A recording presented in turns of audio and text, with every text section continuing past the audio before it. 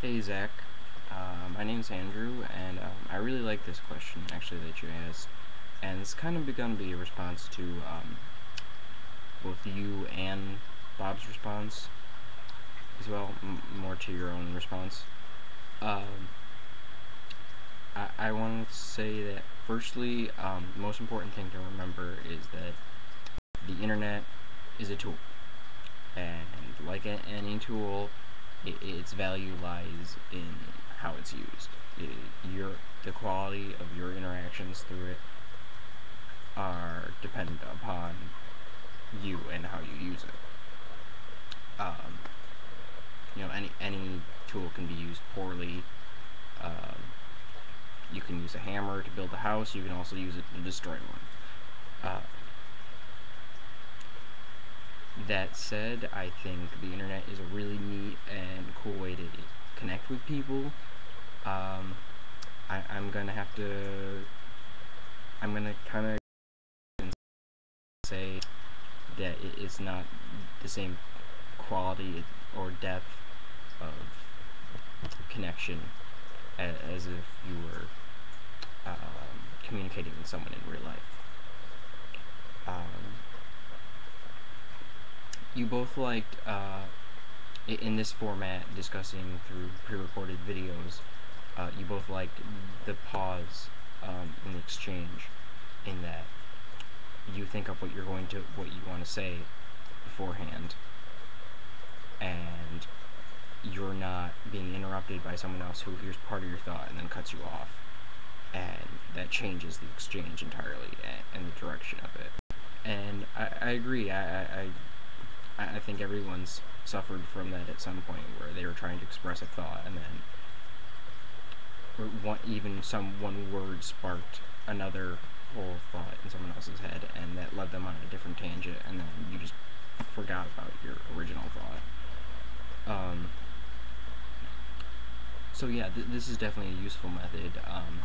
Definitely, probably one of the better ones to communicate through on the internet. Obviously, just written text on the internet can be problematic. Sarcasm is notorious for being hard to convey, and gets misinterpreted all the time. That said, while this is useful, it also has its drawbacks, because, as Bob described, you've got that ping pong match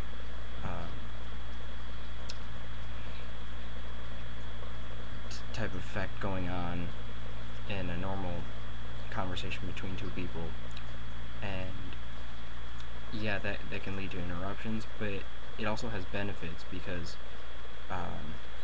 the banter you have between someone, you kind of have a stream of consciousness going on.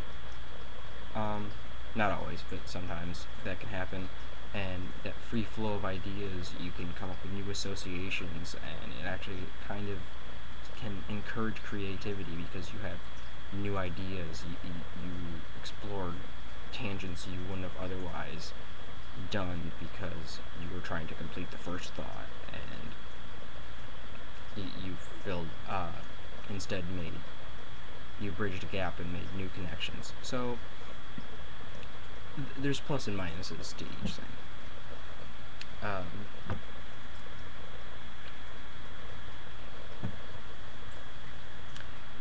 Yeah, I would say that in the end, this video is it's a really nice way to communicate with people, and the internet is great for maintaining relationships with people you wouldn't otherwise get to communicate with if they live far away. You'd just never get around to seeing them. But it's not the same quality as in person. With this video, you get a little bit of my body language, but there's so much subtle cues that you probably don't even consciously notice in person, that even seeing me here, you're not getting the full effect here. You're just getting my facial expressions and what I'm saying. I'm trying to emote a little bit, but there's just always something that humans will kind of subconsciously pick up on that I don't know if you can totally express it through a video. And I know I have a problem just sitting here and talking to a computer. It's a very kind of a weird, sort of surreal thing. I'm trying to make sure I stare at the webcam so that I'm not like staring off into the distance here and looking like a total weirdo. So yeah, I think that might have something to do with what you asked, why don't people do this as often? Because it's not the same. I'm not talking to you. I'm talking to something that you will pay attention to later. So I'm communicating with you indirectly, but even though this is as direct as I can get really on the internet. So yeah, I definitely agree it's not the same.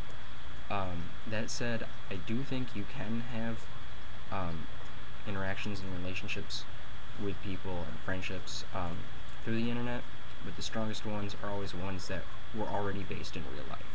You already knew this person, you'd met them there, and then you just maintain that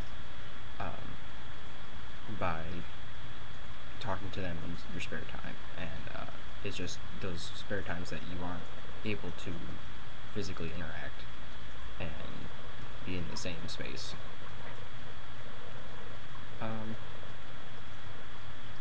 Yeah, don't get me wrong, I love the internet, I have a terrible addiction to it, but I don't believe it'll ever hold up the same as seeing someone in person and communicating with them face to face.